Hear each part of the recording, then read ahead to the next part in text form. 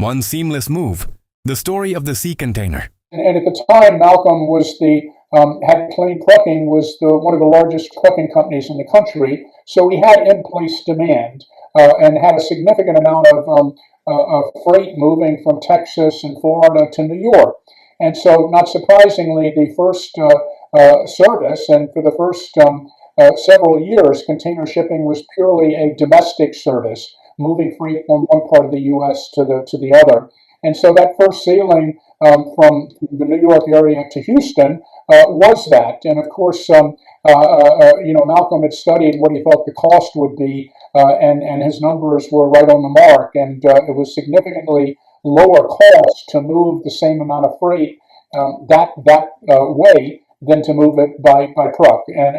And Malcolm had researched this, and one of his this is before really the interstate system, and so on a lot of his long hauls, congestion on the highways was becoming more of a problem. You didn't have the interstates that we have now, Right. and so he saw it as a smart way of doing things. And that goes back, Malcolm's story of his first insight was as a truck driver in the early days of McLean Trucking, where he was dropping off a load of cotton in Hoboken, New Jersey.